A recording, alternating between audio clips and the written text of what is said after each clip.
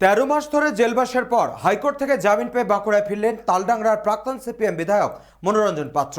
জানালেন আগামীতে দলের হয়েই কাজ করবেন। বাঁকুড়ার তালডাংরা বিধানসভায় তিনবারের বিধায়ক হিসেবে জয়ী হন মনোরঞ্জন পাত্র। রাজ্যে পালা বদলের সময় 2011 সালেও তিনি ওই আসনেই জয়ী হন। 2010 সালে তালডাংরার রাজপুর গ্রামে খুন হন তৃণমূল কর্মী মদন খাঁ।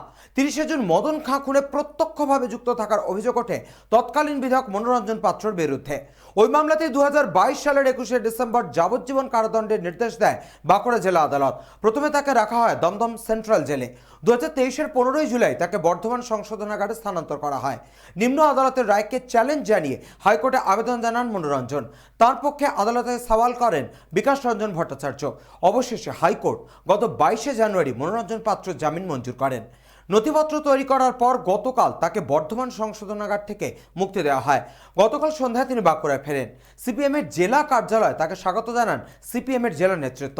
মনোরঞ্জন পাত্রর দাবি বিষয়টি বিচারাধীন, তাই সে সম্পর্কে তিনি বিশদে কিছু বলবেন না। তবে তার স্পষ্ট জবাব, তিনি দলের সঙ্গেই আছেন। দল যে দায়িত্বই দেবেন আগামী দিনে তিনি তা পালন করবেন।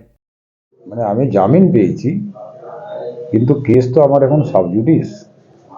সেজন্য এই কেস সংক্রান্ত ব্যাপারে এখনই কিছু মন্তব্য আমি আপনাদের সামনে করতে চাইছি না।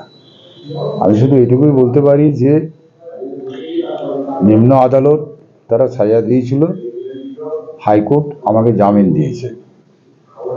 এখন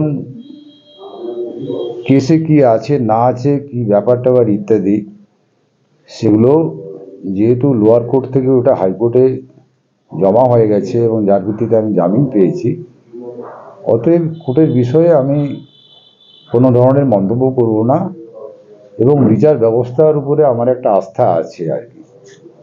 আমি নিজে মনে করি যে আমি নির্দোষ। সেটা রাজনৈতিক উদ্দেশ্যে নিয়ে এই কেসগুলো করা হয়েছিল, কিন্তু আমি বললেই তো এটা হবে না, কারণ বিচার ব্যবস্থা সেখানে সমস্ত কাগজপত্র, এফআইআর কপি, তারপরে লোয়ার কোর্ট তারা যে রায় দিয়েছে তার উপরে যা ওখানে আমার উকিল ছিল তিনি যা বলেছেন, সরকারি উকিল কি বলেছেন ইত্যাদি, এই সবটা মিলে এটা এখন ধরুন যে হাইকোর্টের নেতৃত্বাধীন যে বেঞ্চ তাদের আন্ডারে আছে ব্যাপারটা, তারা বিচার করবে। আমি এখন জামিনে মুক্ত। সেই জন্য অনুভূতি এইটাই যে প্রায় 13 মাস এর উপর আর কি, 2022 সালের 22 ডিসেম্বর আমার সাজা হয়।